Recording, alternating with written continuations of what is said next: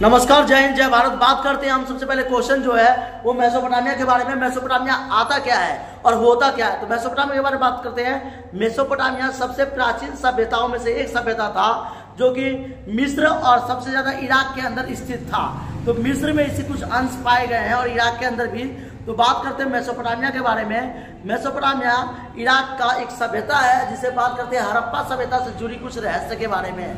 आपने देखा होगा हड़प्पा सभ्यता सबसे प्राचीन सभ्यता था जिसे सिंधु घाटी की सभ्यता कहते हैं।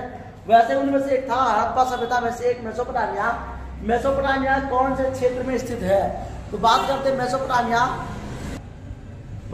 मेसोपोटामिया जो है कौन से क्षेत्र में स्थित है? तो मेसोपोटामिया इराक में स्थित है। मेसोपोटामिया एक ऐसा नगर है जहां से अंकगणित, रेखागणित, भूगोल, ज्योग्राफी, अर्थशास्त्र और बड़े बड़े साहित्य की भी मेसोपोटामिया से खोज की गई है।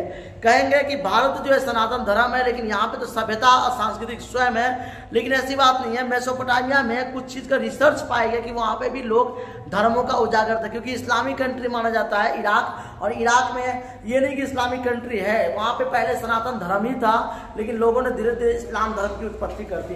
तो मेसोपोटामिया इराक में स्थित है। और मेसोपोटामिया की देन क्या है? तो मेसोपोटामिया में अंकगणित, भूगोल, समाजशास्त्र, अर्थशास्त्र आदि स्थित है। मेसोपोटामिया सबसे प्राचीन सभ्यताओं में से एक सभ्यता है। और मेसोपोटामिया को किलाकार सभ्यता भी कहते हैं, क्योंकि इस सभ्यता में कील के लिपि के द्वारा लिखा जाता था।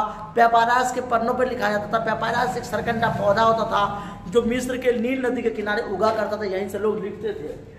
मेसोपोटामिया किस नदी के किनारे बसा हुआ है? दजला और फरात। मेसोपोटामिया दो नदियों के किनारे बसा हुआ है, दजला और फरात। ये दो सहायक नदियां थी। अगर बात करें हम तो ये है आपका मेसोपोटामिया। यहाँ पे दजला भी है और यहाँ पे फरात है। ये दोनों साइड से मेसोपोटामिया को पानी मिलता रहता था, इसलिए मेसोपोटामिया लोग जो थे दजला के किनारे ये जो है दजला।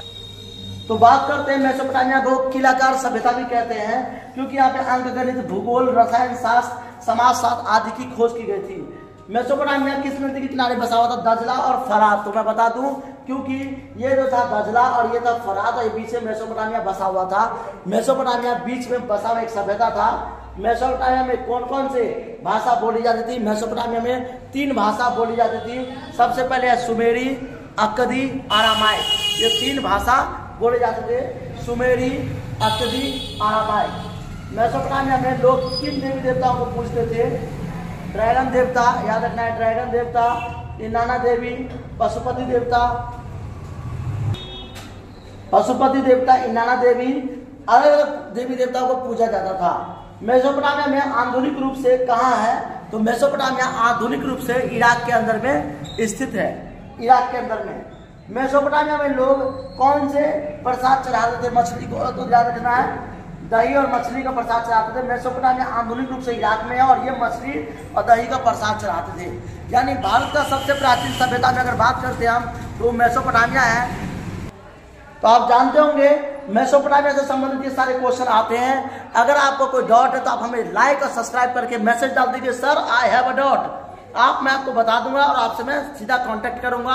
आप हमारे चैनल को लाइक करिए, सब्सक्राइब करिए और आप अपना नंबर मुझे दे दीजिए ताकि मैं आपसे कॉल कर सकूं, आपको समस्या प्रॉब्लम को सॉल्व कर सकूं। थैंक यू, जय हिंद, जय भारत।